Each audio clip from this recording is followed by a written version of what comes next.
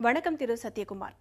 திருச்சியை சேர்ந்த 62 வயசாகக்கூடிய நேயர் கனக சபாபதி அப்படிங்கிறவர் ஓய்வு பெற்ற பிறகு தொடர்ந்து தனியார் நிறுவனத்தில் பணியாற்றி வருவதா சொல்லியிருக்காரு. ஓய்வுக்கு பிறகு பணியாற்றுறதுனால வழக்கமான ஊழியர் பட்டியலில் வைக்காம கன்சாலிடேட்டட் பே அப்படிங்கிற பிரிவில் தொகுப்பூதியம் பெறுவதா அவர் தெரிவிச்சிருக்காரு. இந்த சூழ்நிலையில எந்த வழிகளில் வரி விலக்கு பெற முடியும் அப்படின்னு அவர் கேட்டிருக்காரு. அவருக்கு உங்களோட ஆலோசனை என்ன?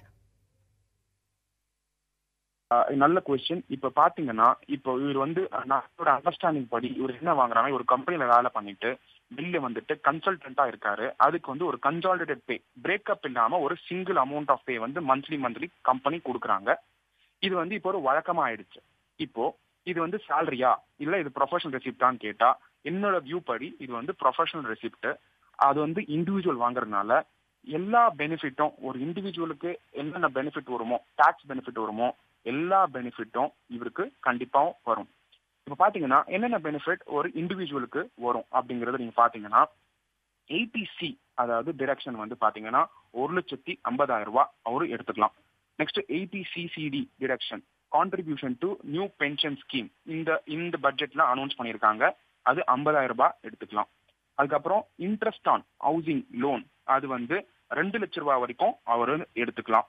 அப்புறம் exemption with new transport allowance, அதாவது டிரான்ஸ்போர்ட்டுக்கான அலவன்ஸ் 1,600 ரூபாய் ஒரு மாசம், அது 19,200 ரூபாய் வரைக்கும் ஒரு வருஷத்துக்கு அவர் அந்த பெனிஃபிட்டையும் எடுத்துக்கலாம். அது மட்டும் இல்லாம new deductible health insurance premium introduce பண்ணியிருக்காங்க. இவர் 62 வயசு இருந்ததுனால சீனியர் சிட்டிசன் கேட்டகரியில வர்றதுனால இவருக்கு 30,000 வரைக்கும் ஒரு பெனிஃபிட் இருக்கு. தோராயமா பாத்தீங்கன்னா இவருக்கு மொத்த பெனிஃபிட் இன்னும் கவர்மெண்ட் இவர் கொடுத்துருக்காங்கன்னா இன்கம் டாக்ஸ்ல 4,44,200 ரூபாய் கிட்டத்தட்ட அது வரைக்கும் பெனிஃபிட் கொடுத்துருக்காங்க. இது இவருக்கு மட்டும் இல்ல, எந்த ஒரு சேலரி எம்ப்ளாய்க்கும் சேலரி வாங்குறவங்களுக்கும் இவ்வளவுதான் பெனிஃபிட் இருக்கு. அதனால இந்த பெனிஃபிட் எல்லாத்தையுமே அவர் எடுத்துக்கலாம். அது மட்டும் அல்லாமல் இவர் ப்ரொஃபஷனல் ரெசிப்ட்ஸ் வாங்குறதுனால இவருக்கு மற்ற செலவுகள், இப்போ ஒரு கார் வாங்கியிருக்காருன்னா அந்த கார் வாங்கினதுக்கான இஎம்ஐ பே பண்ணாருன்னா அந்த இஎம்ஐயை டிடக்ட், அதாவது மைனஸ் பண்ணிட்டு டிடக்ட் பண்ணிட்டு அந்த பேலன்ஸ் ஃபிகர் மேல இந்த டிடக்ஷன்ஸ்லாம் அப்ளை பண்ணிட்டு டாக்ஸ் அவரு பே பண்ணலாம். அது மட்டும் இல்லாம இவருக்கு எல்லா சலுகைகளும் இவர் வருமான வரி லிமிட் கீழே இருந்தாருன்னா இவருக்கு டாக்ஸே அப்ளிகபிளும் ஆகாது.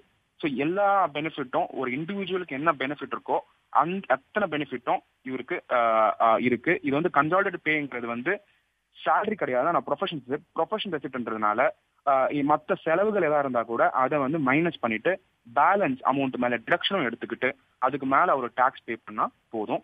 இதுதான் என்னோட ஆன்சர் அவருடைய கேள்விக்கு.